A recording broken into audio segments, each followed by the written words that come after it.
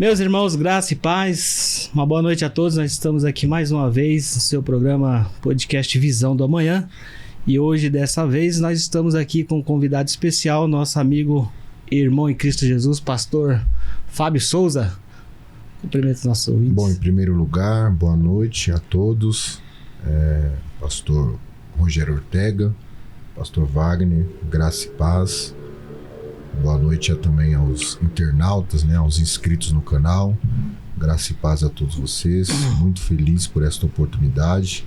Me sinto honroso de poder estar aqui, desfrutar desse privilégio e contribuir de alguma forma com alguns argumentos bíblicos para a nossa edificação. Amém, graças a Deus. Também mais uma vez aqui nos dando a honra da sua presença, meu amigo pastor Wagner. Amém, boa noite a todos. Um prazer, uma grande alegria, paz e graça do nosso Senhor Jesus Cristo e poder estar aqui mais uma vez, poder argumentar, poder participar desse bate-papo, poder falar um pouquinho do amor de Cristo em nossas vidas. Prazer, viu, meu amigo? Amém. Estar com o senhor mais uma vez nessa noite. Amém, que alegria para mim, é uma satisfação ter vocês aqui. Desde já peço a Deus que abençoe a vida de vocês, família, todo mundo. Amém, e glória a Deus. Só gratidão, a gente só tem gratidão.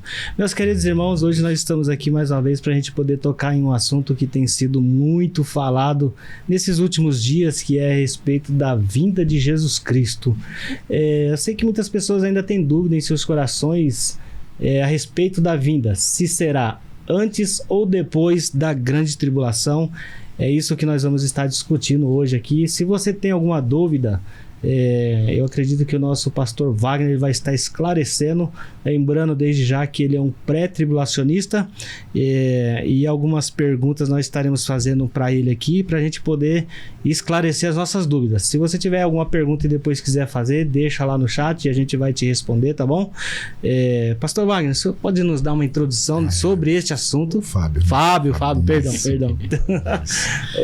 Então, em primeiro lugar, é bom ressaltar que a doutrina da escatologia, ela faz parte da teologia sistemática, porém não é uma doutrina fundamental para a salvação, ou seja, para a questão da soteriologia, que é uma outra doutrina também que faz parte da teologia sistemática. Sim. Que diz respeito à salvação. Entretanto, a escatologia ela tem três linhas, três linhas de pensamento, três linhas de raciocínio. Nós temos aí o pré-tribulacionista, que é a doutrina que acredita que a igreja não passa pela grande tribulação. Certo. Nós temos o mídia ou mesotribulacionista, que é a doutrina que defende que a igreja ela enfrenta metade da grande tribulação e após o final dos 3 primeiros anos e meio ela será arrebatada. E nós temos o pós-tribulacionista, que acredita que a igreja ela passa por todo o período da grande tribulação. Tá ok? Positivo. Pastor Wagner, o senhor tem alguma colocação sobre esse assunto, não? O meu ponto de vista é aquilo que a gente já argumentamos anteriormente, E continua ainda firme, fiel e acreditar sobre a palavra que o Senhor nos ensina, que a gente não passaremos por ela, porque temos muitos pontos bíblicos que defendem essa ideia, defende essa linha de pensamento, raciocínio, e assim como outros também tem pontos bíblicos que defendem as suas próprias ideias, os seus próprios pensamentos. Mas eu, como fiel, acredito que nós não passaremos, porque nós vemos que nesse momento o período de sofrimento para aqueles que foram fiel em Cristo Jesus, ela termina quando vem a ira do Senhor para com o mundo. Então, se a ira do Senhor vem para o mundo, os fiéis em Cristo não passarão por esse castigo. Senão nós teríamos em concordar com a linha de pensamentos de algumas pessoas que defendem e dizer que Deus é maldoso, pastor? Como que Deus pode ser tão maldoso para aqueles que foram fiel com Ele? Há contrasversas, mas a gente acredita nessa hipótese. Positivo. Bom, então daqui a pouco a gente vai entrar nessas contraversas que o senhor falou. em relação a Deus ser maldoso, principalmente. Se o senhor, eu acredito que o senhor vai poder explicar direito, e gostaria que o senhor já desse uma introdução a respeito do que está escrito em Mateus 24, versículo 29 e 31. Bom, vamos lá. Em primeiro lugar, o Evangelho de Mateus é um evangelho altamente judaico. Sim. É um evangelho altamente judaico. Então, lendo o Evangelho de Mateus, especificamente no capítulo de número 24, nós vamos perceber que existem alguns elementos aqui que são voltados para os judeus, especificamente para os judeus. Vamos aqui abrir a Bíblia, Mateus capítulo de número 24. Deixa eu encontrar o versículo aqui. Versículo de número 20. Mateus capítulo de número 24, versículo de número 20 está escrito: E orai para que a vossa fuga não aconteça no inverno nem no sábado. Orai para que a vossa fuga não aconteça no inverno nem no sábado. Tanto o inverno aqui quanto o sábado são dois elementos judaicos. Em que sentido?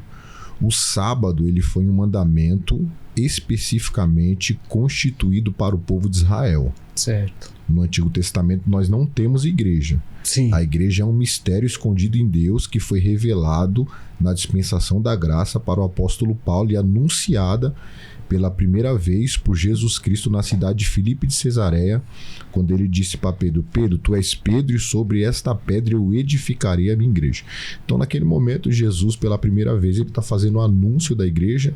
No Calvário, a igreja nasce, e no Pentecoste, a igreja é oficializada, ou seja, ela é revestida do poder, que é o batismo com o Espírito Santo. O sábado não é para a igreja. O sábado é especificamente para o povo de Israel. É um simbolismo de Deus ter livrado o povo de Israel do cativeiro egípcio, da escravidão e da aflição da dinastia faraônica. E um outro elemento aqui é o inverno. Por quê? Porque em Israel, na época do inverno, os rios transbordam.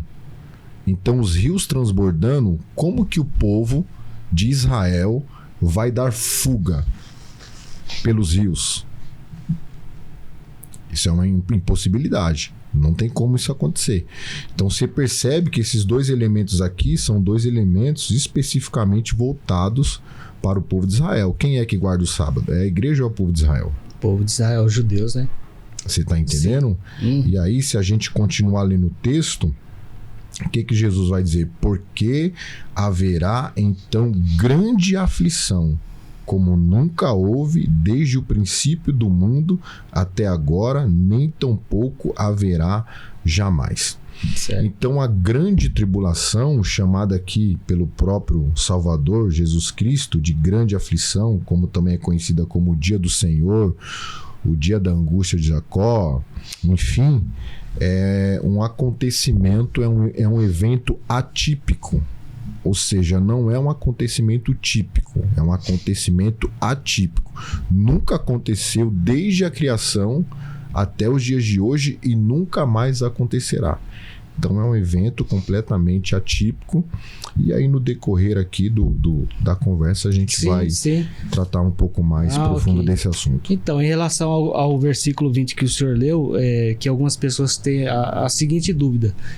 Jesus, quando ele se retratou dessa forma em falar a respeito do inverno, né, e de fugir para os montes, inclusive também, mas ele estava falando direcionado para os judeus, certo? Exatamente. Mas, de acordo com alguns pós, eles falam que Jesus estava falando para eles desta forma porque Jesus estava em Israel, conversando com o povo judeu. Mas falando, sabendo que depois disso, toda a humanidade entenderia o que ele estava querendo dizer. O senhor entendeu a colocação? Entendi completamente, entendi. Então, só que essa fala, na verdade, é uma inferência, né? Porque é onde que está a base bíblica para defender essa fala? Sim. Você não tem uma base bíblica para defender essa fala. Agora, de acordo com o livro de Mateus, como eu havia dito e vou repetir, ele é um livro escrito altamente para os judeus. Sim. Aqui ainda nem tem igreja. Não. Nesse período aqui não tem nem igreja. Então, como que Jesus aqui ele vai se referir à igreja, sendo que aqui ainda nem tem igreja? Aqui nós ainda estamos na dispensação da lei. Sim. Por que nós ainda estamos na dispensação da lei? Porque a lei ela só se encerra no Calvário, no Tetelestai. Sim. Então ali se encerra a lei e começa a dispensação da graça. Certo. A igreja vem posteriormente, começando pelos discípulos e ramifica. Então você tem a história da igreja a partir de Atos dos Apóstolos. Cristo já tinha morrido. Sim. Só que quando ele fala isso, ele está vivo. Exatamente. E você não tem igreja. Então, mas não tem igreja naquele momento, né? Porque hoje nós não estávamos lá naquele momento, mas nós estamos aqui hoje como igreja. E Jesus, sendo Deus, ele não sabia disso? Na sua presciência e na sua onisciência, sim. Então. Só que assim, tem promessas, tem profecias que são especificamente para a igreja. Sim. Tem profecias que são especificamente para Israel. Sim. E tem profecias que são especificamente para os gentios. Certo. Porque a humanidade ela é única, mas de acordo com a palavra de Deus, as profecias são distintas para 3 classes de povos. Ainda que a humanidade seja única, as profecias elas são distintas para 3 classes de povos. E aonde que a gente encontra isso? Vamos lá, vamos abrir aqui em 1 Coríntios. Posso manusear a Bíblia? Claro, à vontade. Então, à vontade. Toda a licença aqui. 1 Coríntios. Deixa eu encontrar o texto aqui. Se vocês quiserem abrir também, podem ficar à vontade, tá certo?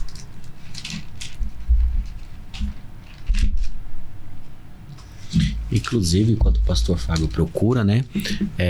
O ponto que o pastor Fábio citou, Jesus ele expressa isso até mesmo por causa dos fariseus que estavam naquele momento pressionando Jesus e procurando Jesus em algum erro para poder condenar Jesus. Então, por isso que Jesus dá essa clareza do ponto de vista que o pastor expressou na Bíblia, até mesmo para dar o ensino devido que os fariseus naquele momento estavam todos enganados com seus pensamentos, com as suas idealizações, né? Por isso que Jesus expressa bem específico nesse ponto. Sim. Foram mesmo por causa do aperto que os fariseus faziam naquele momento contra Jesus. Tá pressionando, né? Pois bem, vejamos aqui 1 Coríntios capítulo 10, versículo de número 32. Portai-vos de modo que não deis escândalo nem aos judeus, nem aos gregos, nem à igreja de Deus. Pastor, eu sou honesto no meu argumento. Eu sou honesto. O apóstolo Paulo aqui nesse texto, ele está tratando especificamente de conduta moral, de comportamento ético, moral e bíblico. Seria o assunto. Mas ele não deixa, ele não é negligente, ele não é imprudente e ele deixa claro que existe aqui 3 classes de povos: judeus, gentios e igreja. Então, é como eu havia dito, tem profecias que é para os judeus, tem profecias que é para a igreja e tem profecias que é para os gentios. Um exemplo clássico. Deus disse para Davi: Davi, nunca mais faltará um sucessor no seu trono. Essa promessa é para Israel ou para a igreja? Aí é para Israel, né? É para Israel. Com certeza. Davi é judeu. Sim. E no Antigo Testamento você não tem igreja. Não. No Antigo Testamento não existe igreja. Não existe. Então Deus está falando o seguinte para Davi: Davi, nunca mais faltará um sucessor no seu trono. E quando isso vai se cumprir? Quando isso vai se cumprir? No reino milenar de Jesus Cristo.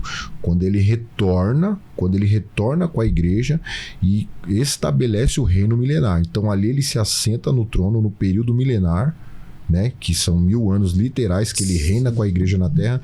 Então ali se cumpre essa profecia proferida para Davi. Então tem profecias que é para Israel, tem profecias que é para a igreja, tem profecias que é para os gentios.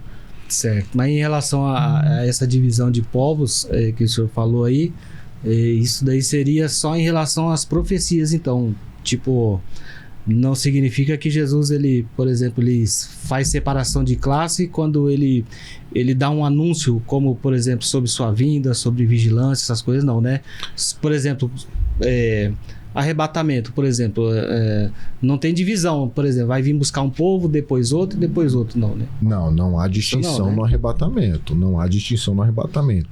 O arrebatamento, a gente pode tratar depois do arrebatamento? Podemos, claro. Você quer que eu fale agora? Não. Tá na sua direção. Não, aí. pode.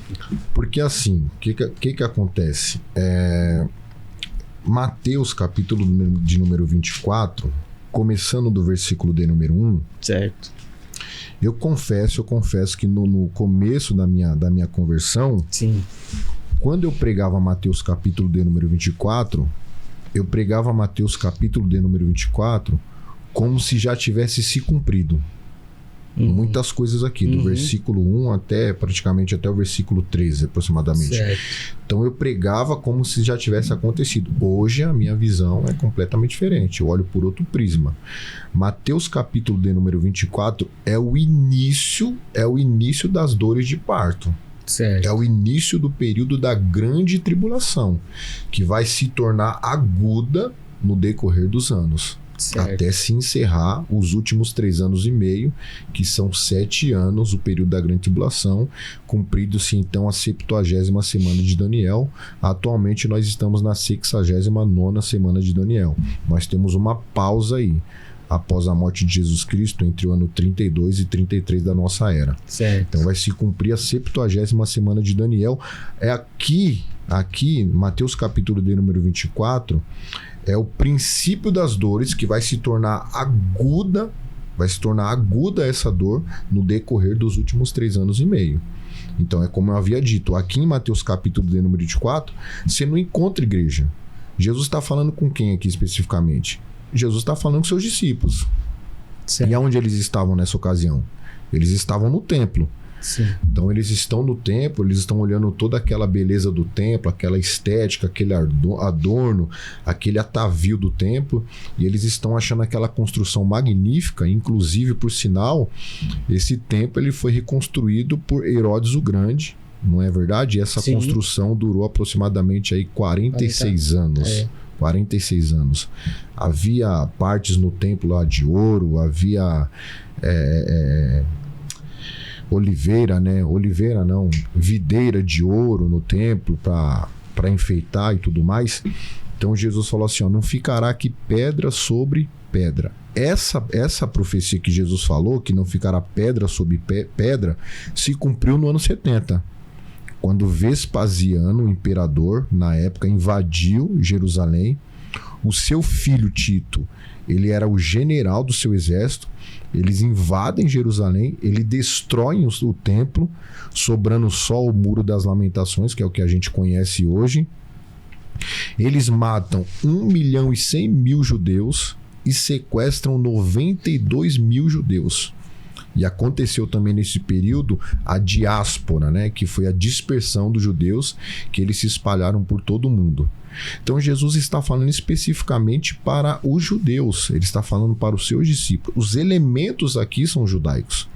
E aí o pastor me perguntou sobre o versículo 29, não é isso? Versículo 29 aqui. E um detalhe muito importante é que toda a interpretação bíblica, né, de um texto, ela precisa ser respeitosamente interpretada à luz do seu contexto. Sim. Imediato. Exatamente. E remoto. Positivo. Tem que ser interpretado à luz do seu contexto, imediato. Certo. E remoto. Então, o sermão profético, ele começa onde? Mateus capítulo de número 24. E ele vai terminar onde? No finalzinho do capítulo de número 25. Então é a continuação. Jesus começa no 24 e termina no capítulo de número 25.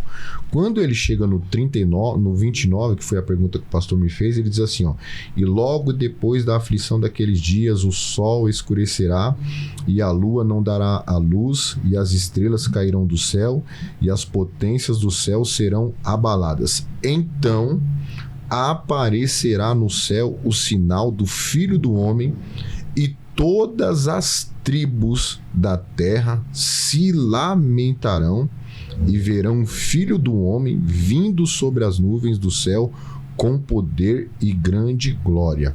E ele enviará os seus anjos com rijo, clamor de trombeta, os quais ajuntarão os seus escolhidos desde os quatro ventos, de uma a outra extremidade dos céus. Para mim, que sou pré-tribulacionista, como que eu enxergo esse texto aqui? É a segunda fase da segunda vinda de Jesus Cristo. É a segunda fase da segunda vinda de Jesus Cristo. Porque a primeira fase é o arrebatamento. O arrebatamento, ele não depende de sinais. Certo. O arrebatamento, ele não depende de sinais. O arrebatamento, ele é iminente. O arrebatamento pode acontecer aqui agora. Sim, sim. Para mim, que sou pré-tribulacionista e defendo a doutrina da iminência relacionada ao arrebatamento, ele pode acontecer aqui agora porque ele não depende de sinais.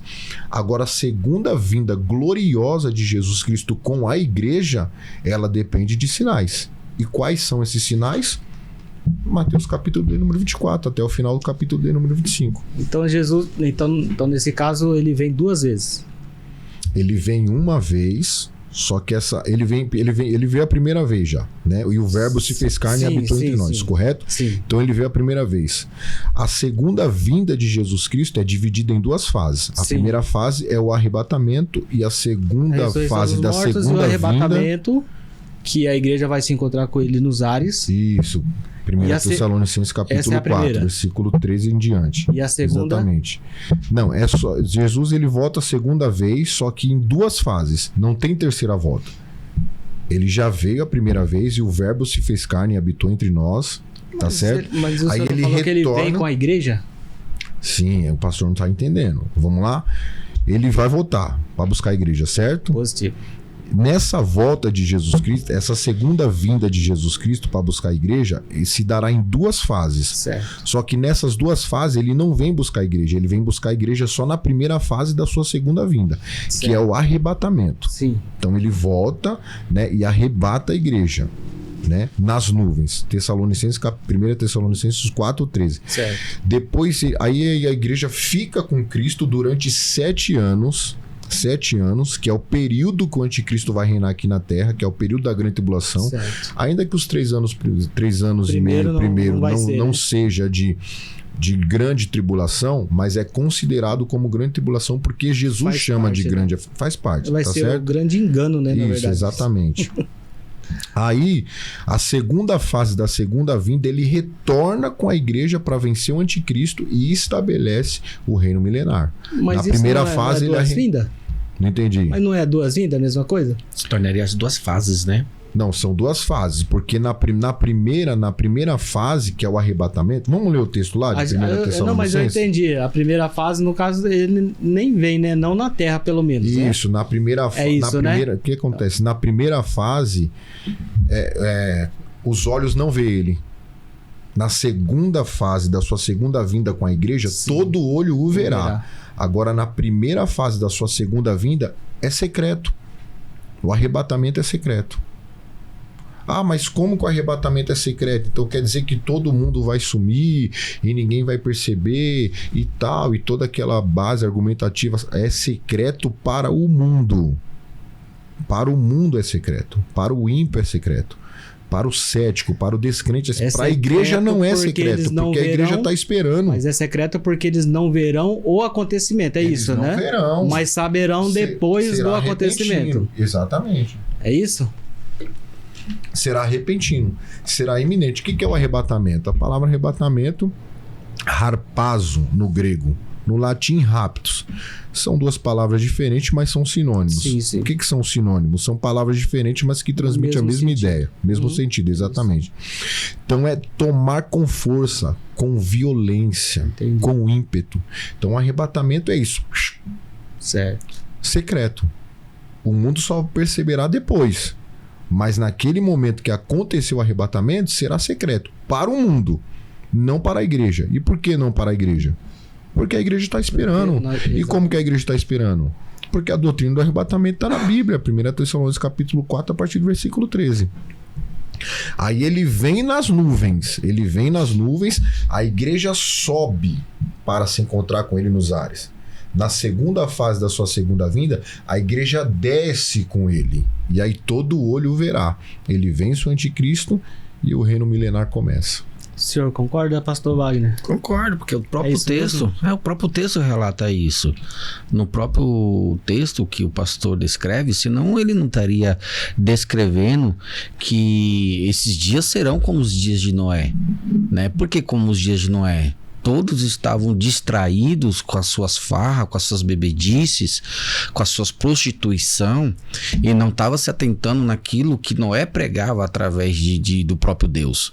Então Cristo, já há tanto tempo que passou, há os anos que se passou, e Cristo agora vem para o seu povo, para os discípulos e para o povo, dizer que como foi nos dias de Noé, assim será. É de repente. O povo não estava esperando a chuva. Sim. Nem havia chuva naquela época.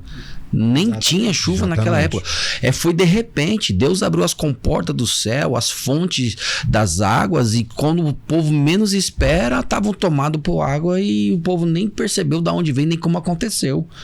Então eu acredito que quando vir o dia do Senhor, o arrebatamento, o povo vai sentir falta de muita gente.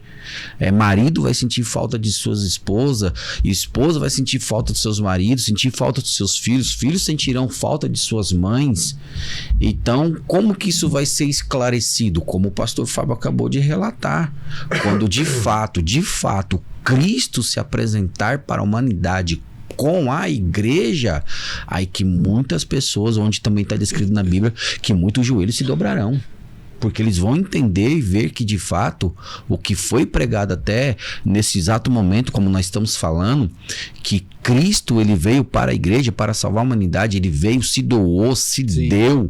E isso eles vão ver que tudo que os crentes falavam se cumpriu, vai acontecer, e não tem o que o crente fazer, não tem o que a pessoa fazer, que isso aí é iminente. Inclusive, nós vemos que também Ezequiel relata, né, sobre a vinda de Cristo para a humanidade, onde todos vão ver, aonde guerras acontecerão. O próprio texto diz que guerras acontecerão. Será cumprida a segunda parte do livro de Ezequiel, onde vai ter uma guerra tão grande, quando eles perderam as suas forças, perderam a sua esperança. Aí Cristo virá dando vitória para o seu povo, para a igreja. Isso é necessário acontecer, para que isso cumpra, né? Sim. Versículo 31 de Mateus 24. O povo, os judeus, eles estarão todos reunidos ali na cidade de Israel, Jerusalém, ou ainda eles continuarão dispersos pelo mundo? Eles já retornaram para Jerusalém em 1948. Então, aí retornaram. E quem são esses que aqui no versículo 31 fala que ajuntarão todos dos quatro ventos de todo mundo, de todo lugar, que são os seus escolhidos? Da região do Oriente, né? Ele enviará os seus anjos com um grande clamor de trombeta, os quais reunirão os seus escolhidos dos quatro ventos. Ou seja, que está espalhado por todo mundo. Então os judeus ainda, mesmo sabendo que o falso Messias está lá em Israel, eles continuarão espalhados pelo mundo? Então, na verdade, aí essa questão dos quatro ventos nos fala de extremidades, né? Os quatro pontos cardeais, os quatro cantos do mundo e tal, enfim. Mas a gente precisa se atentar para a palavra eleitos, né? Eleitos. Na lição do Antigo Testamento, nós temos inúmeros textos, nós temos uma gama enorme de textos na lição do Antigo Testamento, que deixa bem claro que Israel era o povo eleito de Deus. Nós temos alguns tipos de filhos na Bíblia. Filhos por criação. Quem são os filhos por criação? São todos aqueles que foram criados por Deus. Então são filhos por criação. Sim. Nós temos filhos por adoção, que são aqueles que aceitam a Jesus Cristo, Filho de Deus, pela fé como Salvador. Se torna filho por adoção. Certo. E nós temos os filhos por eleição. Quem são esses? O povo de Israel. A comunidade de Israel. A nação de Israel. Então, quem são esses eleitos aqui? Que serão ajuntados no versículo 31, pelos anjos. São os eleitos. São Israel. É que aqui está escrito São o povo de escolhido, seria a mesma coisa. Sinônimos. Então só para mim poder entender e o povo poder entender, quer dizer, o povo de Israel, o povo judeu, falando de forma geral, o povo judeu, mesmo eles sabendo que o Cristo, o falso Cristo, né, vai estar lá em Israel nesse período de 3 anos e meio, que vai estar promovendo lá uma falsa paz, e eles ainda continuarão espalhados, é isso que eu estou dizendo, eles continuarão espalhados sem ter a intenção de ir lá para adorar esse falso Deus, o falso Cristo. Então, porque aqui está falando que ajuntarão eles porque eles estão espalhados, certo? Pelo mundo afora. Certo. A pergunta é, todos os judeus que existem hoje, atualmente, estão em Israel? Não, né? Não estão em Israel. Não. Eu não vejo dificuldade em isso acontecer. Certo. Talvez para o homem isso seja algo impossível. Talvez. Não tem como Deus ajuntar todos os eleitos que estão espalhados pelos 4 do mundo em uma região geográfica única e específica. Para mim isso aí é impossível, naturalmente falando, como homem natural. Mas para Deus isso não é impossível. Não. O que é impossível para Deus? Ele criou o universo. Nada. Então ele pode fazer isso. Isso aí é muito simples para Deus. Isso aí é muito fácil para Deus. Certo. Então, esses eleitos aqui é especificamente o povo de Israel. Mas a questão não foi essa daí, foi assim, ó. Porque, por exemplo, tem um judeu que está aqui no Brasil. Só que ele está aqui no Brasil sabendo que o Cristo que ele espera está lá em Israel. É isso que eu estou falando, entendeu? E como que pode ser isso? Porque se ele é um judeu e ele é um escolhido, ele provavelmente quer estar lá onde o Cristo que ele tanto espera, que é o Messias, esteja, né? Então, por isso que as pessoas entendem que quando fala aqui dos escolhidos, está falando da igreja. Esse é o sentido da... Os pós-tribulacionistas entendem que é a igreja. Que é a igreja, isso. Nós entendemos que não é a igreja, nós entendemos que são os judeus. Os judeus são os eleitos. Mas que também não está escrito que são, né? Que não são judeus? Isso. Mas Mateus capítulo de número 24 é um evangelho escrito altamente para os judeus. Sim. Aqui não tem igreja. Sim. A igreja vem depois. A igreja nasce depois. Não tem igreja aqui. Certo. Então esse ensinamento aqui, essa profecia aqui que Jesus está liberando, ele está liberando especificamente para os seus discípulos. Quem são os discípulos? São judeus. Então esse cumprimento aqui, a igreja não participa. Só quem participa disso aqui são os judeus. Por quê? Porque isso aqui é a segunda fase da segunda vinda de Jesus Cristo com a igreja. A igreja não está na terra. Entendi. A igreja foi arrebatada nesse período aqui. Mas aí nós pensamos dessa forma, né? Mas os que são pós-tribulacionistas não pensam dessa forma. Isso, eles pensam diferente. Os pós-tribulacionistas defendem que aqui está o quê? O arrebatamento da igreja. Certo.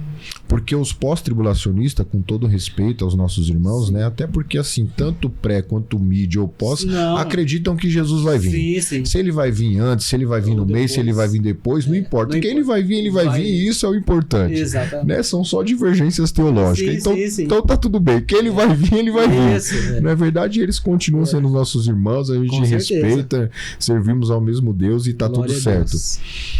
Mas aqui em Mateus capítulo de número 24, nós não vemos aqui o arrebatamento. Nós vemos aqui o ajuntamento dos eleitos, Cristo voltando com a igreja. A igreja já foi arrebatada. Aqui não tem igreja. Aqui o propósito é outro.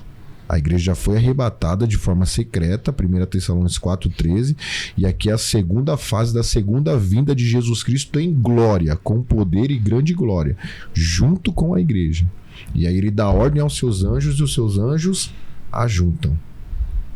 E aí depois esse povo aqui entra para onde esse povo aqui? Esses que foram ajuntados aqui? Pro milênio? Eles entram pro milênio. Posso Eles entram por só fazer um pequeno colocação?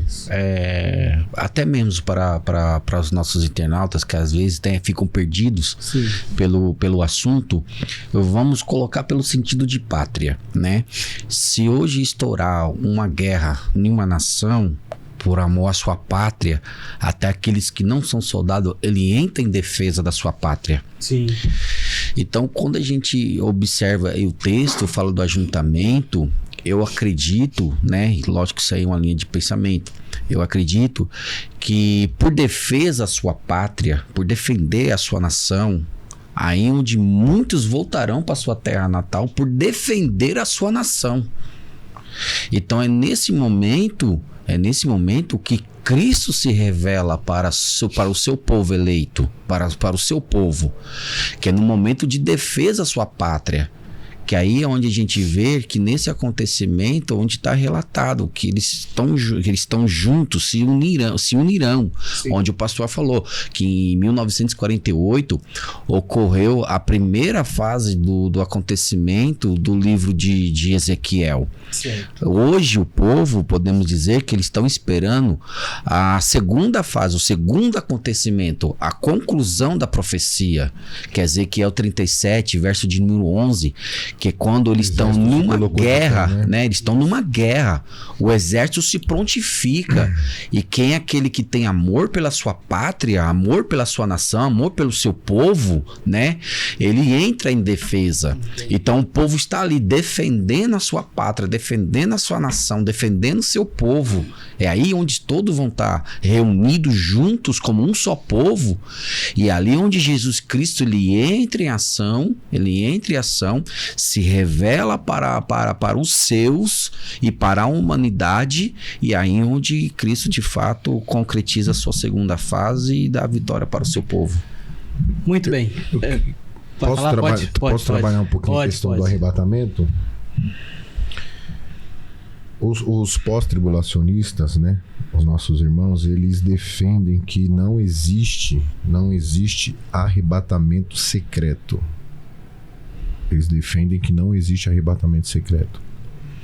Que nós, no caso, defendemos que é a primeira fase da segunda vinda de Jesus Cristo. Certo. Ele vem nas nuvens e nós subimos para se encontrar com ele nos ares e estar com ele para todo sempre. Então, os pós-tribulacionistas não defendem que existe arrebatamento secreto. Mas não existe também a palavra trindade na Bíblia. Mas a doutrina está. Não existe a palavra antropofagismo na Bíblia, que é a doutrina do canibalismo, mas a doutrina está.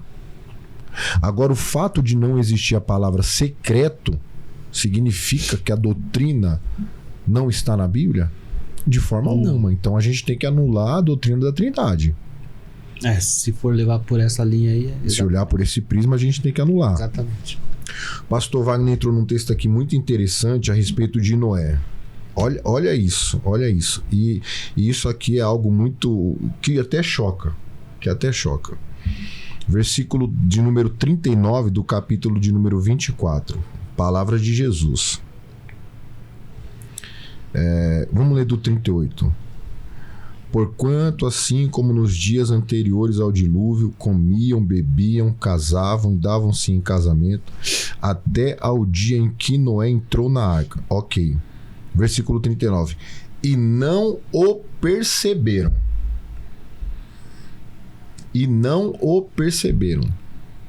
A arca que Noé construiu era enorme. Eles não notavam a arca, né? Enorme. E aí o Senhor dá uma ordem aos animais, né? Por espécie, por raça, um casal de cada espécie para entrar na arca. Os animais vão em direção à arca, entram na arca. Aí Deus fecha a porta por fora, né, da arca, abre as fontes da terra, rompe os céus, derrama a chuva, veio o dilúvio e ninguém percebeu. Como pode isso? O povo estava muito distraído. E quem tá falando isso, pastor Wagner? Nem eu, nem você, nem o pastor, não. É o Cristo que falou isso, versículo 39. E não o perceberam. Isso é verdade. Quando Enoque ele foi transladado, alguém viu? Não. Ninguém viu. Quando Ló saiu da cidade de Sodoma e Gomorra com seus 3 filhos, suas 3 noras, a mulher, vocês conhecem a história. Alguém percebeu? Ninguém percebeu. Quando Elias foi levado aos céus em um redemoinho, alguém percebeu? Ninguém percebeu, com exceção a Eliseu, porque ele recebeu a herança espiritual. Sim. Que ele pede para Elias: olha, eu quero a porção dobrada que, né, do espírito que está sobre você, ou seja, herança espiritual. Ali não é transferência de unção. Transferência de unção não existe. Isso aí é besterol. Ali é herança espiritual. Só Eliseu viu, mas os discípulos dos profetas, que no caso era de Elias, eles não viram, só Eliseu viu. Sim. E aí você tem a questão do eunuco, de Filipe, acho que é Atos capítulo 8, né? Quando ele é arrebatado pelo Espírito Santo e é levado até a cidade de Azoto, se não me falha a memória. Alguém viu? Ninguém viu. Quando Jesus ressuscitou e permaneceu com seus discípulos mais 40 dias adicionais, alguém viu Jesus? Ninguém viu, só aqueles para quem ele se apresentou, mas ninguém viu. Então, e tudo isso que eu citei não é secreto? E por que o arrebatamento não pode ser secreto? Mas repetindo, secreto para o mundo. Sim. E não para a igreja. Porque nós estamos esperando. Sim. E pode ser agora, pessoal. Ô, glória. Eu creio nisso. Então vamos mais adiante aí. Vamos lá. Essa é bem polêmico, né? Esse assunto é bem polêmico, meu Deus. Vamos lá. Jesus... existe, por exemplo, 2 tipos de igreja? Não, existe só um tipo de igreja. A igreja... ela se divide em 2 partes ou não? Ou é só uma? Não, a igreja é única. É uma, né? A igreja é única. Aí Jesus vem buscar a igreja, arrebata a igreja, e a igreja vai participar do que lá no céu? Das bodas. Então, após o arrebatamento, tem uma cronologia. Certo. Após o arrebatamento tem uma cronologia. E como se dá essa cronologia? Após o arrebatamento, a igreja vai para o Bema. Bema é uma palavra grega que significa tribunal. Sim. Então a igreja vai para o tribunal de Cristo. Para quê? Para ser galardoada. Sim. No tribunal de Cristo haverá algumas espécies de obras, ou de qualidades, enfim, como queiram. Então você tem as obras de ouro, de prata e de pedras preciosas, de feno, palha e madeira. Feno, palha e madeira não resistirão à prova de fogo no tribunal de Cristo, que é para receber galardão. Então o galardão será reduzido. Agora, ouro, prata e pedras preciosas resistirão à prova de fogo e o galardão não será reduzido. Então a igreja foi arrebatada, ela vai para o tribunal de Cristo para ser galardoada, ser recompensada. Logo após, a igreja vai para as bodas do Cordeiro. Apocalipse capítulo de número 19. Certo. Recebe uma nova veste de linho fino, puro, que são os atos dos santos. Sim. Ali acontece o quê? O casamento entre a noiva e o noivo. Certo. Entre a esposa e o esposo. Quem é o noivo? É Cristo. Quem é o esposo? É Cristo. E quanto tempo vai durar isso? 7 anos. Só que tem um detalhe, lá no céu... É isso que eu ia perguntar. Enquanto isso, o pau vai estar quebrando aqui. Então, só que lá no céu não tem tempo. Lá é eternidade. Lá, e como que a gente sabe que é 7 anos? Noção, né? Cristo vai saber, não é só ele, então, né? Só que os pós-tribulacionistas falam assim, como vocês sabem que vai durar 7 anos, sendo que no céu não tem tempo, é eterno? Mas é fácil, as 2 testemunhas vão pregar por 3 anos e meio. E aí tem aquela mulher também... acho que é Apocalipse capítulo de número 13, se não me falha a memória, a mulher que foge para o deserto e tal, se referindo a Israel. Sim, sim. Que ela foge por 3 anos e meio. Então você tem as 2 testemunhas que pregam por 3 anos e meio, e você tem aquela mulher que foge para o deserto durante 3 anos e meio. Então você tem 7 anos. Certo. E aí você tem também, para acabar com esse argumento, que é a 70ª semana de Daniel, que são 7 semanas de anos. Então a gente sabe que são 7 anos por causa desses textos. Mas não que lá tenha tempo. Lá não tem tempo, lá é eterno. Não, sim. Então o anticristo está aqui 7 anos. Fora da linha do tempo. Lógico, o óbvio é a igreja está quanto tempo lá no céu com Cristo? 7 anos. Certo. Entendeu? Esse é o argumento. Mas tá bom, então vamos lá. Aí... o senhor falou aí de todos os passos que vai ter, o galadão, as bodas, tal. A Bíblia ainda fala que pessoas se converterão, provavelmente pessoas se converterão na grande tribulação, certo? Vai haver conversão. E essas pessoas precisarão entregar suas vidas para ser degolado, É isso? Não, eu não vejo dessa forma. Eu não vejo por esse prisma. Senão a salvação se torna meritória. Porque o sacrifício já foi feito, né? Então, mas Jesus de já qualquer foi- forma, se as as pessoas- pessoas que vão resistir ao anticristo, eles não serão perseguidos e não serão mortos por causa disso? Então, vamos lá. Aí já é uma outra questão. Vamos entrar na questão soteriológica no período da Grande Tribulação. Certo. Como se dava a salvação no Antigo Testamento? É só ler Hebreus capítulo de número 11, Galeria dos Certo. Heróis da Fé. Sim. Foi sempre na perspectiva do Messias, pela fé. Foi sempre na perspectiva do Messias pela fé e pela graça. Efésios capítulo 2, versículo 8, 9 e 10 a seguir. Então, todos os personagens do Antigo Testamento foram salvos na perspectiva do Messias pela fé segundo a graça de Deus. Vai ser assim também no período da Grande Tribulação. Certo. Vai ser pela fé em Cristo, na sua obra no Calvário. Sim. Pela graça, mediante o convencimento do Espírito Santo, porque é ele quem convence do pecado, da justiça e do juízo. Agora, se eu tenho que entregar a minha vida para ser salvo, não pela fé e não mediante a graça de Deus, então a salvação é meritória. O que Cristo fez na cruz não valeu de nada. Mas veja bem, de qualquer forma, a pessoa, se for preciso, né, entregar a sua vida, ela não já está declarando que Cristo é que reina na vida dela? Não, porque na verdade assim, a pessoa ela vai aceitar Cristo pela fé, sendo convencida pelo Espírito Santo. Certo. Alguns defendem que quando a igreja for arrebatada, o Espírito Santo vai se retirar da terra, Não vai vai. sumir da terra. Primeiro que isso é impossível, Não tem- e onde que fica o atributo da Ele onipresença é dele? Deus. Não Exatamente. tem lógica. Como que ele vai atuar no período da Grande Tribulação? Ele vai atuar de forma esporádica, Certo. como ele atuava na lição do Antigo Testamento. Ele vinha, capacitava, usava a pessoa e se retirava. Vai ser assim no período da Grande Tribulação. Entendi. Qual que foi a pergunta? Esqueci agora. Vamos na conclusão por conta do tempo, mas vamos lá.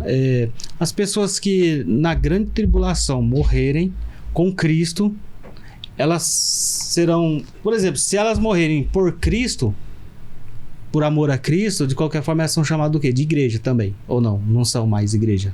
São os santos, são chamados de santos. São santos. Porque o período da Grande Tribulação começa em Apocalipse 6 e termina em Apocalipse 18. Certo. Você encontra a palavra igreja do capítulo 1 ao capítulo 3 19 vezes. Sim. Depois do capítulo de número 6, você não encontra mais a palavra igreja, você só encontra a palavra santos. Certo. E por que você não encontra a palavra santos do capítulo 6 ao 18? Porque a igreja não está mais ali.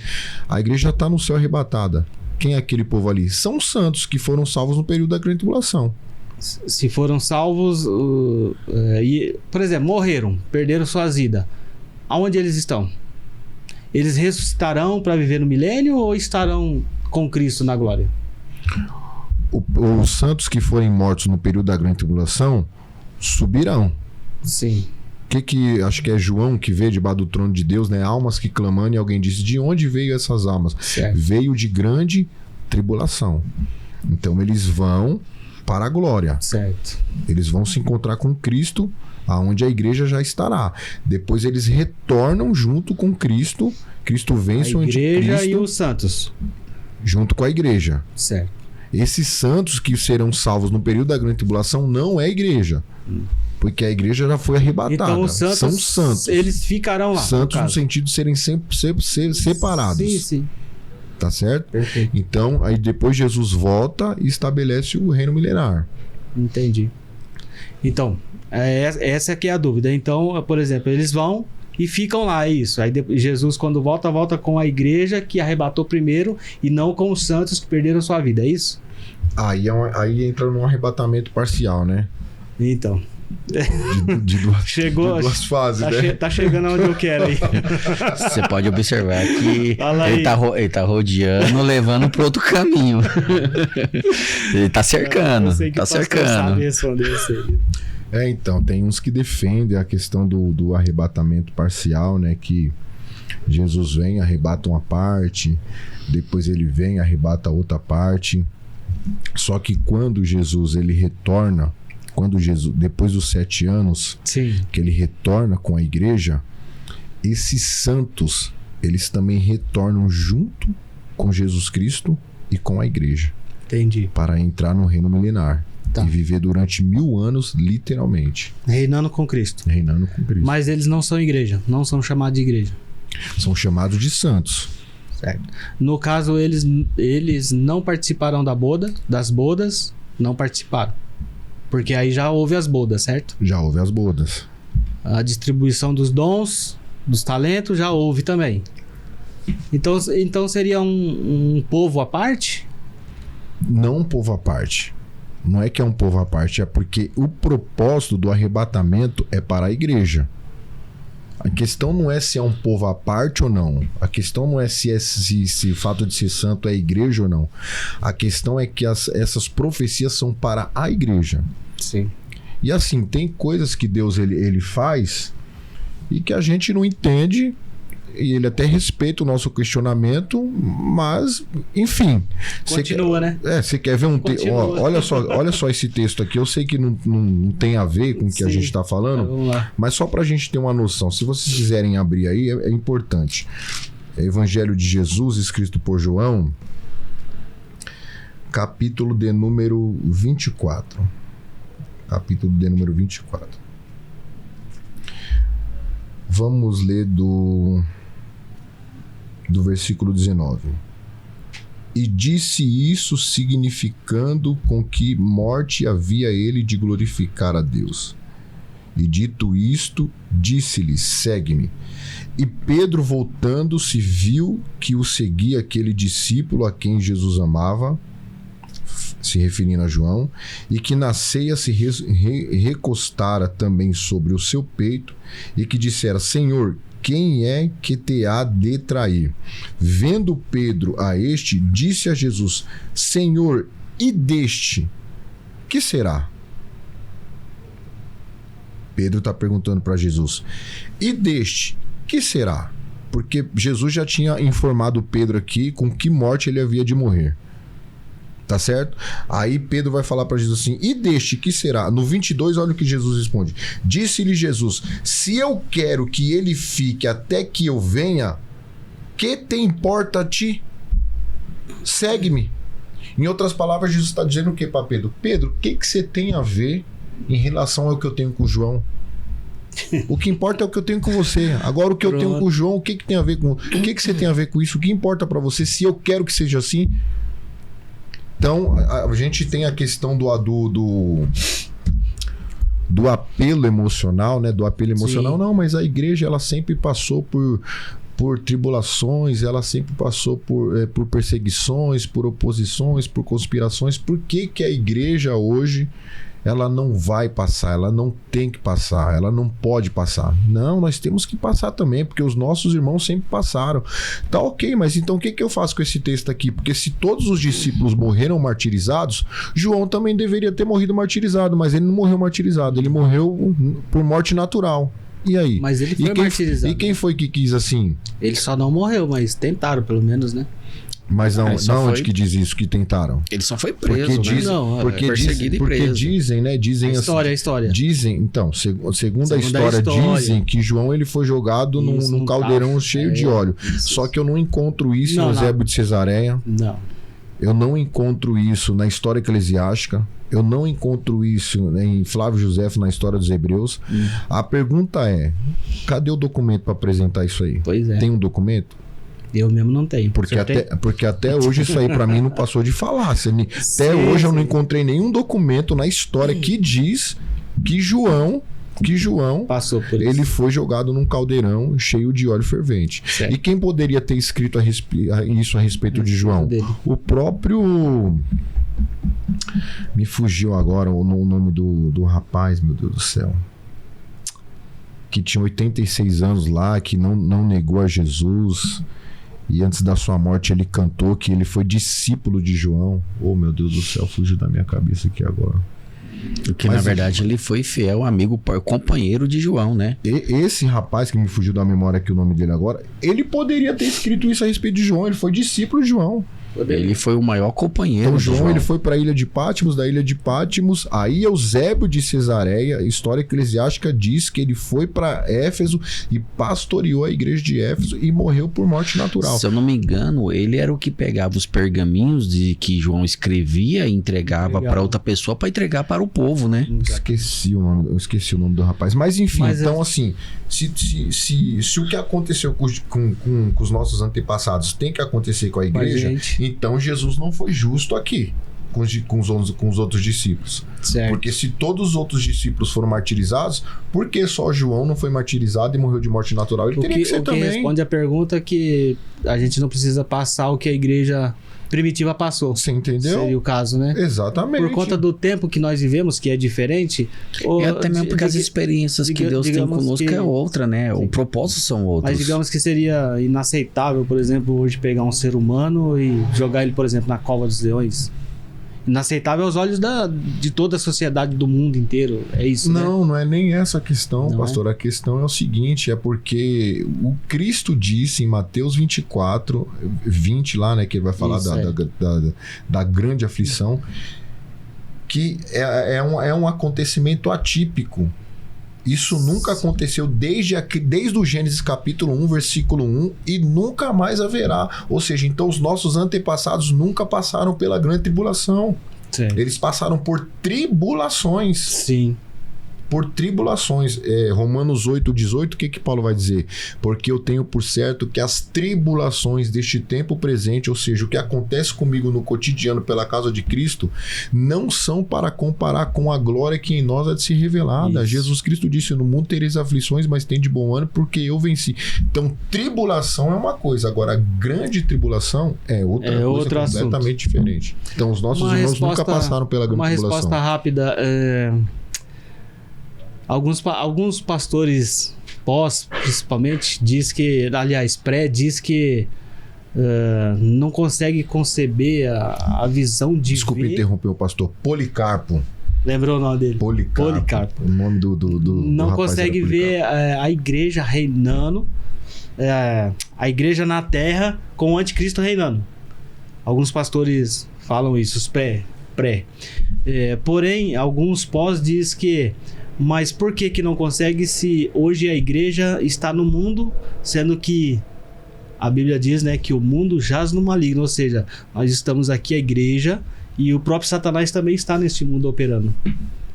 Formula de novo a pergunta, pastor, não entendi. A igreja reinando junto com o anticristo? Algumas pessoas dizem assim, eu não consigo ver a igreja aqui na terra e o anticristo reinando, dominando ali. Entendeu? Que no caso, atravessando o período da grande tribulação. Exatamente. Tá certo. Mas nós estamos aqui na Terra. A igreja não está aqui na Terra? E Satanás também não está nessa Terra? Então, se a igreja vive aqui nesta Terra com ele, porque não é a Bíblia que diz o mundo jaz no maligno, e por que seria diferente com o anticristo? Sim, só que assim, isso é uma comparação tanto quanto grosseira. Por quê? Porque Deus ele tem um destino para Satanás e Deus tem um destino para o anticristo. Na verdade, o espírito do anticristo já opera, como disse o apóstolo João. Mas o anticristo escatológico é uma pessoa específica. Sim. Então, o que acontece? Aí as pessoas vão pegar o Tessalonicenses ali e vai dizer, mas a igreja não será retirada antes que venha a apostasia e se revele o homem da iniquidade, o iníquo e tal, né? Mais ou menos dessa forma. Então, o que acontece? As pessoas defendem o seguinte, que o anticristo, quando ele surgir, vai ser como Adão. É mais ou menos por esse prisma que eles veem. Vai ser como Adão, vai ser um adulto que vai aparecer do nada. E não funciona dessa forma. Ele vai nascer como uma criança normal, vai crescer como uma criança normal, e talvez a igreja estará aqui. A igreja talvez vai estar aqui, o anticristo vai nascer, vai crescer como uma criança normal, talvez a igreja vai estar aqui e tá tudo bem. Agora, antes dele ser revelado publicamente ao mundo, a igreja vai ser retirada. Entendi. Mas não há problema nenhum a igreja estar aqui com o anticristo. Certo. Nessa fase de vida dele. Ele vai nascer, vai crescer, vai viver. Agora, antes dele ser revelado ao público, a igreja será retirada. O senhor quer ver um exemplo? Quando Jesus nasceu, todo mundo sabia que Jesus nasceu? Não. Quem sabia que Jesus nasceu quando ele nasceu? Os magos sabiam, né? Maria, Maria, sua mãe, seu óbvio, pai. o pai, Depois quem mais? os magos, né? Os anjos avisou os pastores que estavam pastoreando lá durante a noite. Esses pastores notificam outras pessoas. Os magos sabiam. Quem mais ficou sabendo? Herodes, porque Herodes, os magos falaram para Herodes. Uhum. Aí você tem... Quem mais sabia também? Simeão, dentro do templo, né? Os meus olhos já contemplaram. Mas todo mundo sabia? Não. Quando ele nasceu, ele foi revelado publicamente a todo mundo? Não, só algumas pessoas sabiam. Exatamente. Então eu não tenho dificuldade para ver a igreja com o anticristo aqui, mesmo sem saber quem é o anticristo, e conviver com ele até que antes ele seja revelado ao público para ser arrebatado. O anticristo não vai aparecer adulto, igual Adão. Não, adulto, pronto, tá aqui o anticristo e não deu tempo da igreja sumir. Até mesmo porque Jesus Cristo passou por toda a fase que nós passamos. Exatamente. Ele nasceu, foi amamentado, foi educado, cresceu, para depois se revelar. Por isso chama-se o imitador, né? Agora nós devolve a pergunta pro pastor, né? Que nem o pastor citou, se o anticristo, a igreja, Cristo governando junto com o anticristo, mas se o anticristo não se manifestasse, seria cumprida a palavra? Não, tem que seria ser cumprido? Não. Então, para tudo isso, tem que acontecer para que se cumpra as profecias, principalmente expressada pelo Isaías. Exatamente. Né, o messiânico. Então, tudo isso que nós estão falando, estão sendo citado, ela tem que acontecer. Exatamente. Né? Então, de fato, Cristo virá, o anticristo estará governando, mas você percebe que Cristo ele não vai de imediato, a Bíblia deixa bem clara, tem que passar o período dos 7 anos, tem o tempo ali a ser cumprido, há um propósito para tudo isso. Cristo ele não vai chegar interrompendo o tempo, simplesmente cumprindo tudo que tem que cumprir, e onde fica todo o cumprimento da palavra. Não tem como, né? Senão a profecia é em vão. Tá bom. Bom, infelizmente o tempo é muito pouco, né? Verdade, a gente começa a falar desses assuntos, é tão gostoso, né? Olha, aqui tem um bocado de pergunta aqui que aperta, hein? Meu Deus do céu, mas tá bom. Pastor Fábio, só tenho a agradecer ao senhor aí. Deus abençoe. Isso tem uma palavra para os nossos ouvintes? Então, minha palavra é de gratidão. Que Deus abençoe a todos os internautas, aos inscritos no canal. Compartilhem esta live, este vídeo, ative o sininho, deixa o like, comenta, anuncie para mais pessoas, divulgue, ajude este trabalho aqui, porque é um trabalho para edificar vidas, é para construir. Amém? Essa é a minha palavra. Muito obrigado e até a próxima, se Deus quiser. Amém. Antes de passar para pastor Wagner, que eu já estava me esquecendo, me diga em poucas palavras qual a sua visão pro amanhã. A minha visão para o amanhã é a esperança de que a qualquer momento Jesus Cristo virá para nos levar para casa. Amém. Essa é a minha visão do amanhã. Antes ou depois? Antes. Custa perguntar, né? Antes. Oh, meu Deus. Pastor Wagner, suas considerações. Amém. É uma grande alegria a gente poder compartilhar um pouco da palavra de Deus. E, claro, como recado, com uma palavra de motivação para essas pessoas, né, pastor Fábio, que estão desmotivadas, estão iludidas, né, triste, e querer dizer que Cristo, ele não nos abandonou, pelo contrário, ele sempre está atento e sempre está com seus olhos e seus ouvidos inclinados para nos ouvir. Então, se você aí se encontra desmotivado, triste, não perca a sua fé, não perca a esperança. Se aproxime a Ele, que Ele dará o direcionamento, dará o alívio, o conforto, e que de fato nós se agarremos nele e nós veremos cada um na glória com nosso Senhor Salvador. Amém. Meus irmãos, então, lembrando que esse assunto de hoje, não fique preocupado com isso, tá bom? Nossa preocupação é Cristo, né, em permanecer firme, tanto que eu tô vendo aqui escrito na camisa do pastor Fábio, Igreja Bíblica Cristocêntrica. Olha que coisa maravilhosa, tá vendo? Visitem, né? Se eu quiser na Igreja do Céu fazer uma visita, como que eu faço para chegar lá? Os dias de culto na Igreja Bíblica Cristocêntrica é quarta e domingo. Nas quartas-feiras o culto começa às 19 horas até às 21 horas e no domingo é das 18 às 20 horas. O endereço é na Rua Irene, número 874, no Parque dos Camargos, Barueri. Uma referência ao lado da Adega Silva. Vem com a gente dando glória. Ô glória! Meus irmãos, Deus abençoe e até uma próxima, se assim Deus quiser. Graça e paz a todos os nossos irmãos. Amém.